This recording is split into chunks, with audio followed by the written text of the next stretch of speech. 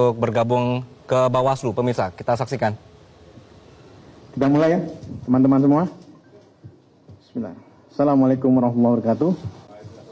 Selamat pagi, salam sejahtera untuk kita semua. Teman-teman, mohon maaf tadi malam karena masih gathering data, jadi kita batalkan ya press-con-nya kepada teman-teman semua. Sekarang kita akan menyampaikan temuan kami ya dari masa penghitungan suara pemungutan dan penghitungan suara kemarin. Oke. Siap.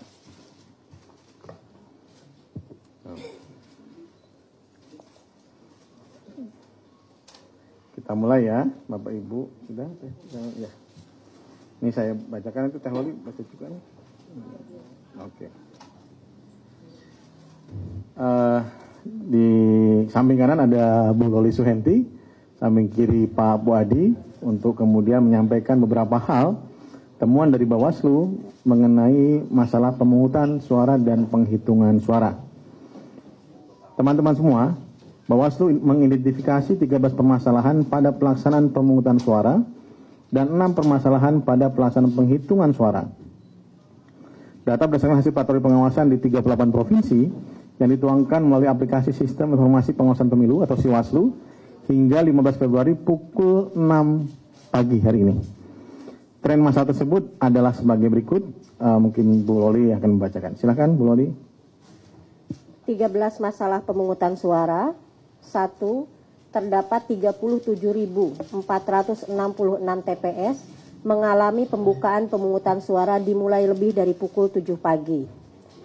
Yang kedua, terdapat 12.884 TPS didapati alat bantu disabilitas netra tidak tersedia.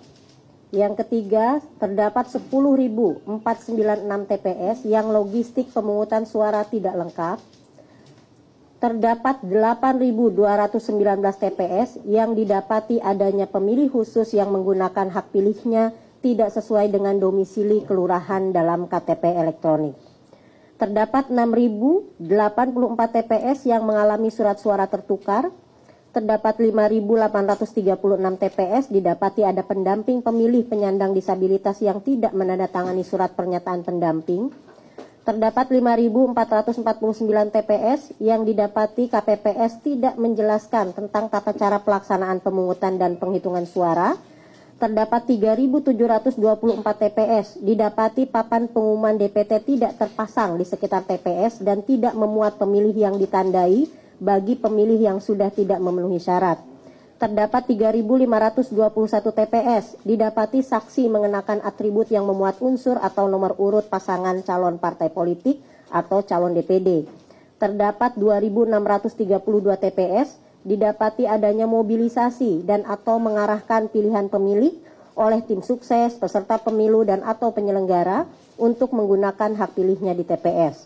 Terdapat 2.509 TPS adanya saksi yang tidak dapat menunjukkan surat mandat tertulis dari tim kampanye atau peserta pemilu. Terdapat 2.413 TPS pemilih menggunakan hak pilihnya lebih dari satu kali.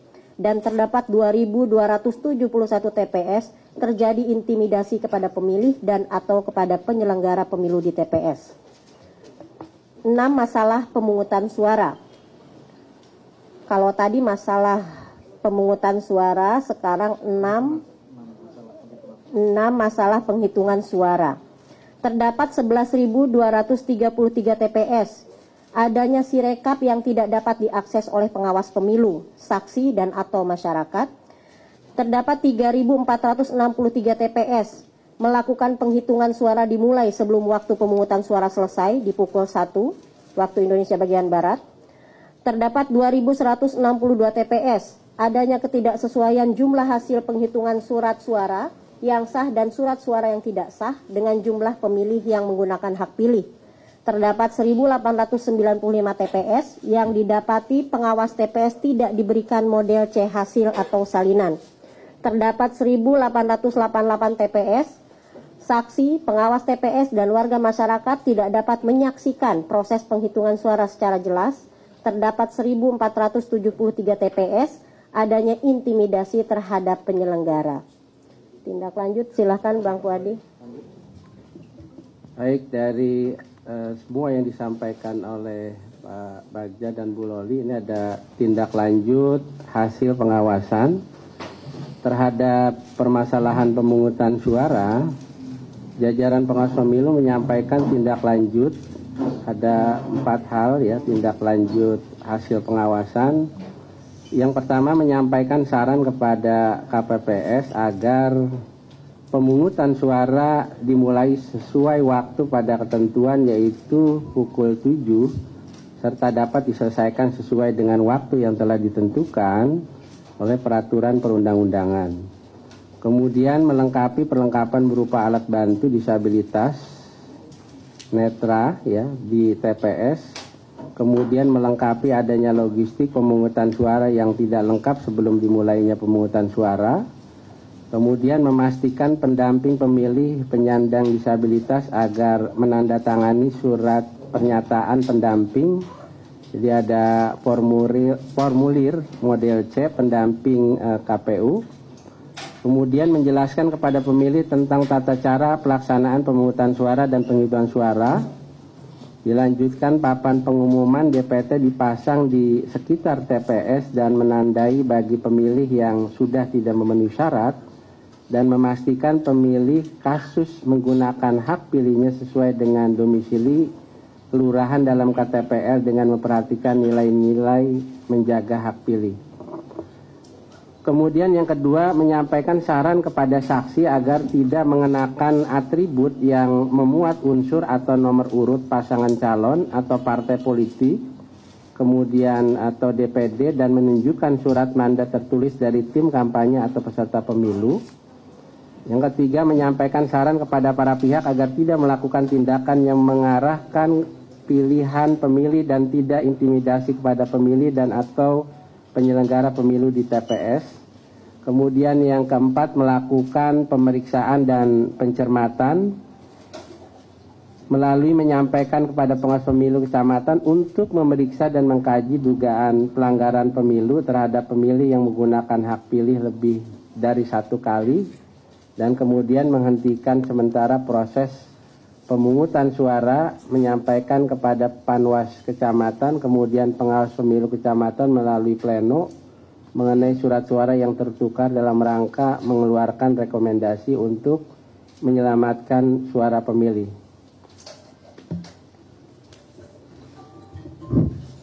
Terhadap permasalahan penghitungan suara, jajaran pengawas pemilu menyampaikan tindak lanjut hasil pengawasan sebagai berikut. Menyampaikan saran kepada KPPS agar melakukan cross-check kembali terhadap hasil penghitungan suara yang sah dengan suara-suara yang tidak sah dengan jumlah pemilih yang menggunakan hak pilih.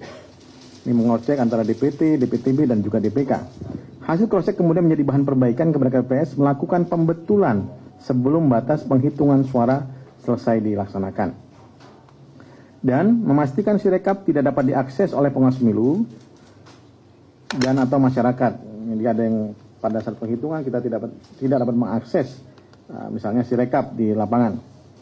Kemudian menyampaikan saran kepada KPPS, saksi, dan masyarakat untuk dapat menyaksikan proses penghitungan secara jelas. Karena di TPS semua proses itu harus terbuka.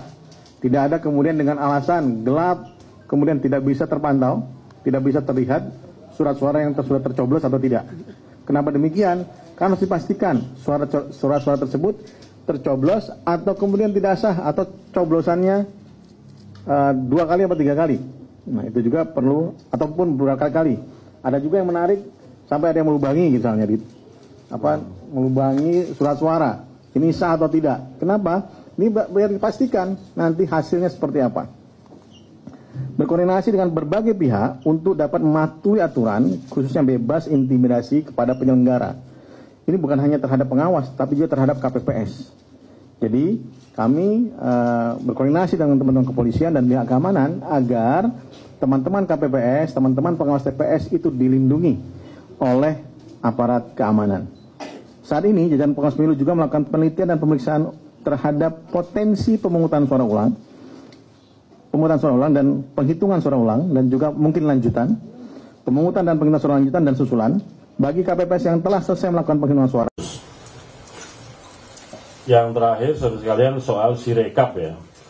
Banyak sekali kiriman-kiriman baik melalui WA kepada kami maupun unggahan-unggahan di media sosial tentang, terutama ya, teman-teman juga pasti mengikuti dan mengikuti perkembangannya, ada perbedaan antara formulir C hasil ukuran kuarto yang diunggah, saya ulangi, kan yang diunggah itu formulir C hasil yang ukuran plano, hasil foto Sirekap. Jadi di TPS itu ada yang ukurannya plano yang besar, itulah yang difoto oleh anggota KPPS menggunakan fungsi foto di dalam aplikasi Sirekap.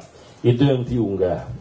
Kemudian menggunakan sistem di dalam Sirekap, ada sistem untuk konversi yang membaca membaca formulir tersebut dan kemudian secara otomatis akan muncul angka hitungannya. Nah, di situ ada problem ya. Nah, oleh karena itu kami di KPU Pusat melalui sistem yang ada itu termonitor daerah mana saja yang antara unggahan formulir C hasilnya dengan yang konversinya salah, itu termonitor. Jadi semua yang disampaikan kepada kami melalui WA maupun yang diunggahan-unggahan media sosial itu pada dasarnya melalui sistem termonitor. Mana yang pas, mana yang tidak, mana yang cocok, mana yang tidak. Dalam situasi ini kan bukan soal sementara ini yang kami ketahui atau yang kami dapatkan laporan itu adalah, atau juga respon dari teman-teman jurnalis kepada kami, itu adalah formulir yang diunggah itu nampaknya kan dari segi penjumlahan atau penghitungannya belum ada laporan yang salah. Yang salah atau tidak tepat itu kan antara yang diunggah dengan yang dikonversi menjadi angka hitungannya itu. Nah, oleh karena itu kami sebenarnya mengetahui, dan tentu saja untuk yang penghitungan atau konversi dari yang formulir ke angka-angka penghitungan akan kami koreksi sesegera mungkin. Pada dasarnya begini saudara sekalian, patut kita syukuri bahwa Sirekap ini bisa bekerja. Apa indikatornya? Karena publik kemudian bisa melaporkan kepada KPU. Kalau Sirekap nggak bekerja, kan nggak mungkin ada orang bisa lapor, bisa mengetahui. Teman-teman bisa mengetahui bahwa publikasi formulir C hasil yang diunggah dengan konversinya salah itu gara-gara bisa mengakses Sirekap kan. Oleh karena itu patut kita syukuri ada Sirekap yang bisa mengunggah itu, dan kemudian hasil penghitungan di TPS bisa diketahui oleh publik. Jadi nggak ada yang sembunyi-sembunyi, nggak ada yang diam-diam, tapi semuanya kita publikasikan apa adanya. Sehingga katakanlah misalkan ada formulir C hasil plano yang diunggah, ada yang salah hitung atau salah tulis, nanti juga akan kita koreksi. Nah, koreksinya kalau untuk yang formulir ya, kalau ada yang salah hitung atau salah jumlah atau salah tulis, itu nanti akan dikoreksi melalui mekanisme rekapitulasi di tingkat kecamatan. Dan nanti formulir hasil rekapitulasi tingkat kecamatan, formulir D, itu juga akan diunggah di dalam Sirekap. Sehingga nanti siapapun bisa ngecek ulang apakah formulir-formulir yang katakanlah sekiranya atau seandainya ditemukan yang salah hitung atau salah tulis sudah dikoreksi atau belum di mekanisme rekapitulasi di tingkat kecamatan.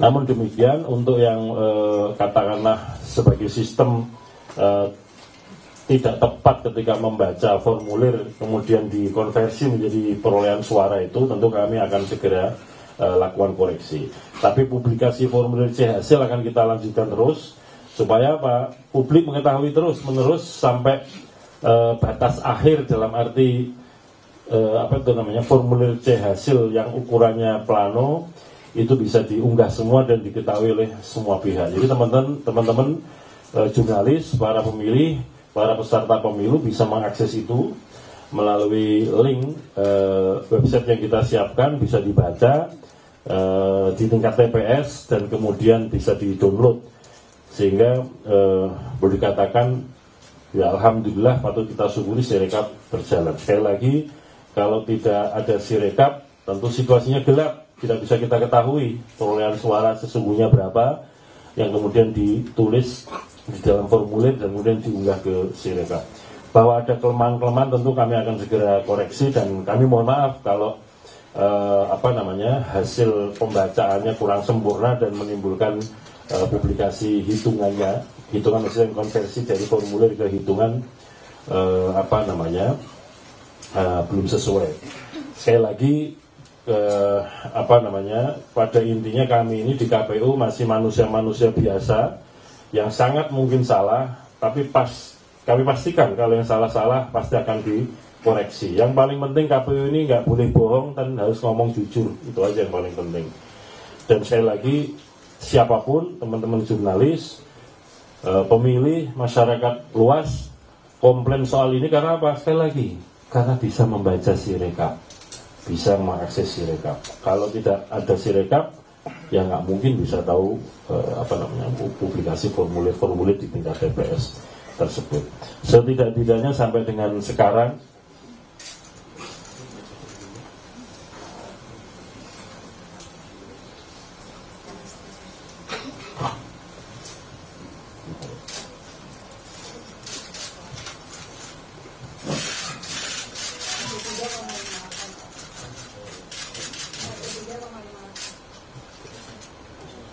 saya kira kita sama-sama bisa memperhatikan sampai dengan saat ini jam 15.50 untuk publikasi Sirekap terhitung sampai 15 Februari 2024 jam 15.30 23 detik, progresnya adalah yang sudah diunggah 358.775 TPS dari total TPS 823.236. Saya ulangi lagi, yang sudah diunggah 358.775 dari 823.236 TPS atau setara dengan 43,58%. Jadi pada prinsipnya unggahan formulir C hasil plano yang ada di TPS tetap kita lanjutkan melalui Sirekap. Hanya saja nanti untuk yang konversi-konversi yang kebetulan sistem membacanya kurang akurat atau kurang tepat, nanti akan kita lakukan koreksi supaya sesuai dengan apa yang formulir yang diunggah. Tidak ada niat manipulasi, tidak ada niat untuk mengubah hasil suara, karena pada dasarnya formulir C hasil yang plano diunggah apa adanya, sebagaimana situasi yang diunggah oleh teman-teman KPPS. Itu bisa kita monitor, bisa kita saksikan bersama-sama. Saya kira demikian sementara dari KPU. Selanjutnya kami persilahkan.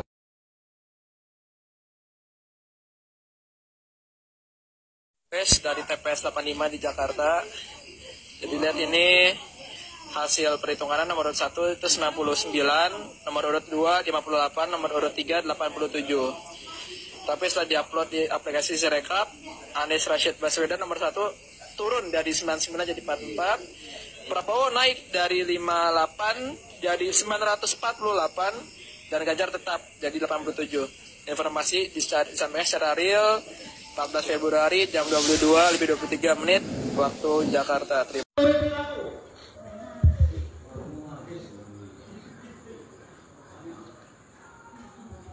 Partai nomor 14, nomor urut 1, 14. Ini benar ini? Benar ya, nomor 25. Kalau Ini? No, partai nomor 14, nomor urut 8. Ini? 6. Tidak bisa dirubah? Tidak bisa. Oke. Rusak. 128. Tidak bisa.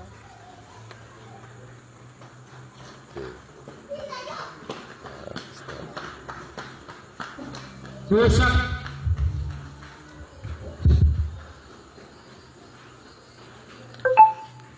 Partai yang harus kita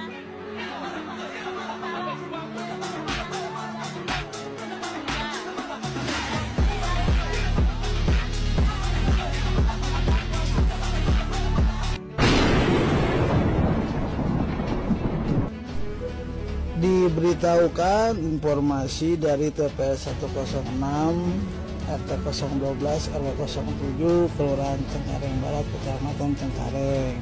Margin error, data belum kita input ya. Mana nih? Data belum kita input, data masih banyak di sini ya. belum kita laporkan data hasil, tapi sudah muncul angka margin yang dimenangkan oleh pasangan nomor 2 dengan angka yang sangat fantastis, 713.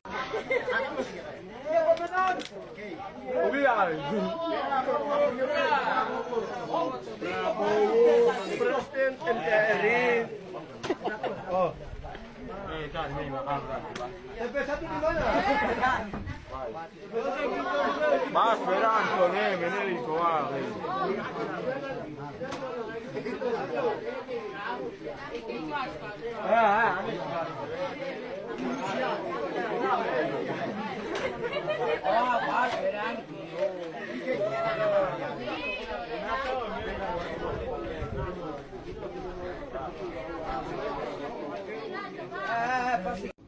bukan hoax ini di Sumatera Utara.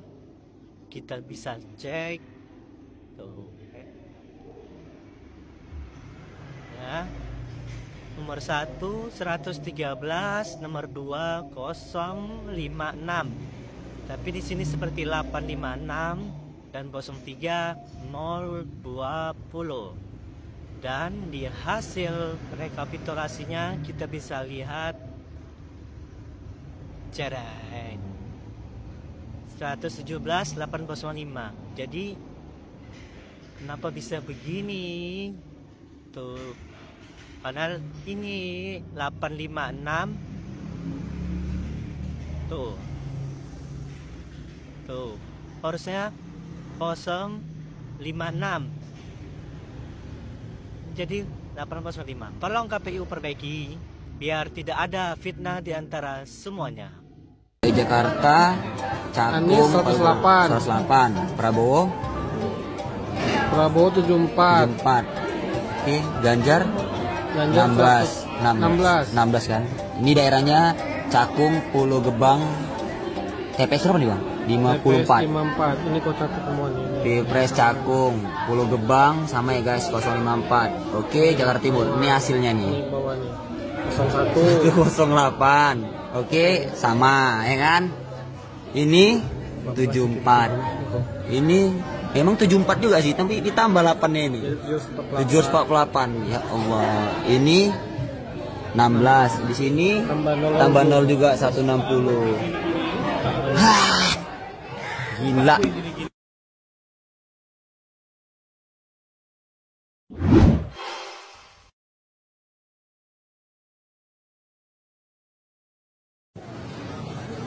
Ayo, ini kenapa kok harus posisinya tidak ada yang disegel ini?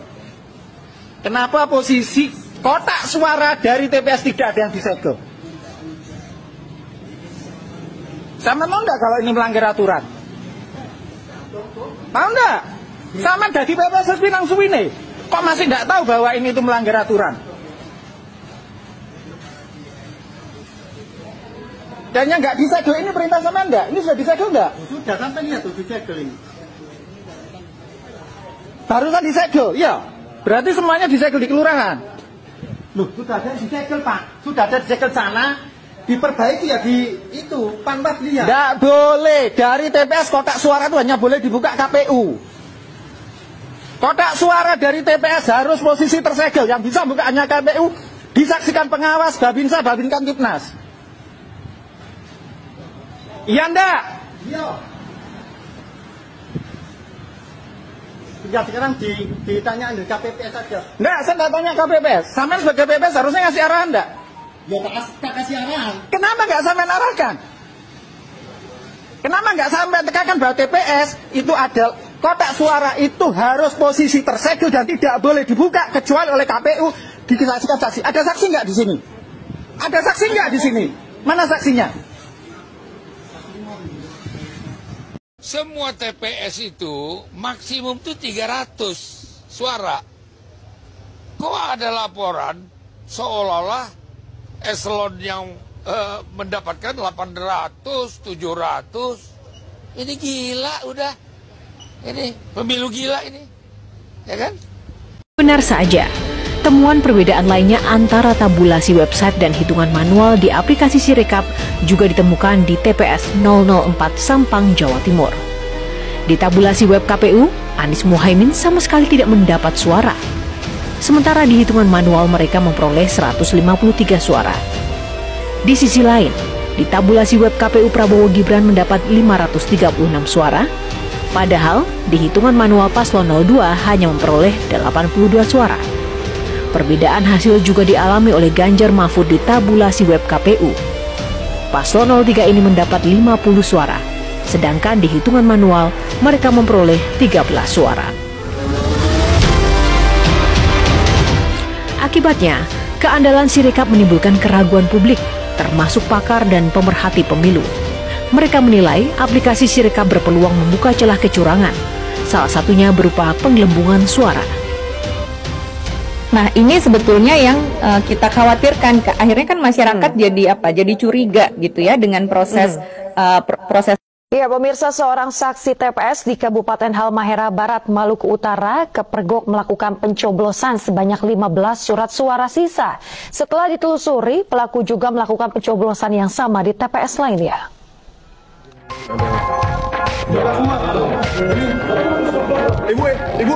Seorang saksi TPS 2 di Desa Atkelamo, Cinga-Cinga, Kabupaten Halmahera Barat, Maluku Utara, kepergok melakukan pencoblosan sebanyak 15 surat suara sisa. Temuan ini direkam melalui ponsel petugas saat saksi diminta petugas kepolisian menunjukkan surat suara yang baru dicoblosnya di bilik suara. Setelah ditelusuri, pelaku juga melakukan pencoblosan sebanyak 2 kali di TPS terpisah. Pelaku tak sendiri, ada 2 saksi lain melakukan hal yang sama. Ironisnya, mereka membawa masing-masing 15 surat suara, sehingga total suara yang dicoblos ketiganya sebanyak 45 surat suara. Ketiganya telah diamankan petugas, sementara peristiwa ini telah dilaporkan kepada Bawaslu. Pihak Bawaslu Maluku Utara mengaku telah menerima laporan dan akan memproses dugaan tindak kecurangan yang dilakukan. TPS 1 Desa Atkelamo, Cinga-Cinga, Kecamatan Jayapura Selatan, di Kabupaten Barat. Jadi ada dugaan penggunaan pencoblosan suara sisa. Jadi itu dilakukan atas kesepakatan yang dibangun antara KPPS bersama saksi. Kuat dugaan aksi pencoblosan yang dilakukan telah direncanakan dan melibatkan oknum petugas KPPS dan Panwas setempat.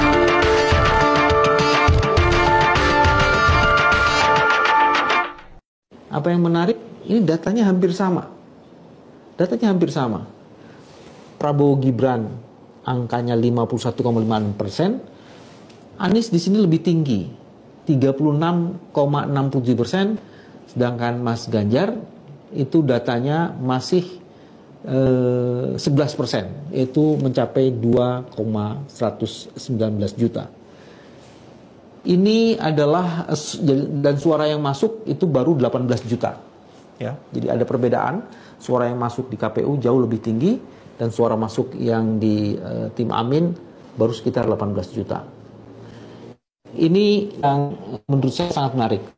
Jika dibandingkan dengan 2 data tadi, data dari KPU kisarannya 51%, begitupun data dari Amin 51%. Kalau data dari KPU posisi Anies 31%, sedangkan di tim Amin datanya Anies Baswedan.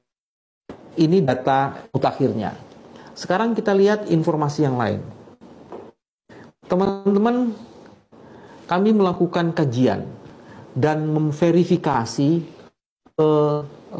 soal indikasi penggelembungan suara. Dan ini menggunakan informasi dari suara yang diambil dari KPU. Apa yang menarik dari proses itu? Dari proses yang kami coba verifikasi, ini hasilnya tadi sudah dikemukakan di dalam press conference. Ada di 36 provinsi, 181 kabupaten kota, dan ada di 335 TPS.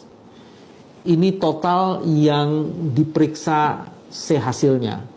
Dan itu juga selain 36 provinsi juga ada dari luar negeri. Kalau tidak salah ada seperti itu ya.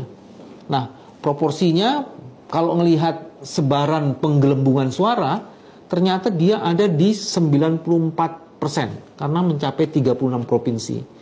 Dan kabupaten kotanya mencapai hampir sepertiganya lebih, 35,2%. Dan dari indikasi penggelembungan suara, kita melihat di sini paslon 02 mempunyai indikasi penggelembungan suara sebanyak 65% dan itu menyangkut jumlah suara 126.933. Ini baru di 336 TPS. Padahal jumlah TPS kita ada 820.000 lebih. Umpatan yang dilontarkan Capres nomor urut 2 Prabowo Subianto yang diduga diutarakan untuk salah satu paslon berbuntut panjang. Ketua Bawaslu Rahmat Bagja mengatakan jika sudah menjadi temuan, Bawaslu akan memproses umpatan yang dilontarkan Prabowo Subianto itu. Meski belum ada laporan yang masuk, Bawaslu akan tetap menilai konteksnya, serta kata tersebut ditunjukkan untuk siapa. Jika menjadi temuan, bisa saja masuk dalam pelanggaran pidana pemilu pasal 280 ayat 1 huruf C Undang-Undang Pemilu tahun 2017. Yang mengatur bahwa pelaksana, peserta, dan tim kampanye pemilu dilarang menghina seseorang, agama, suku, ras, golongan, calon, dan atau peserta pemilu lain. Nanti kita lihat konteksnya juga, apakah yang bersangkutan masuk, apakah demikian atau tidak demikian. Kan saya menyatakan pasal 280 ditanya, Pak, penghinaan termasuk nggak? Loh, penghinaan kan ada di pasal 280. Pak tidak boleh menghina kan? Itu ada aturannya. Tapi apakah klasi itu termasuk menghina atau bagaimana kan masih kita harus lihat. Ya. Sebenarnya klasifikasinya untuk melihat pelanggaran. Ya, nanti juga kita bahas di sentra gakumdu karena itu masuk pidana. Prabowo melontarkan umpatan menyusul pernyataan Capres nomor urut 1 Anies Baswedan pada debat ketiga Pilpres 2024 yang mengungkit kepemilikan lahan milik Prabowo seluas 340.000 hektar. Saudara, ada pula yang nyinggung-nyinggung punya tanah berapa, punya tanah ini gitu. Dia pinter atau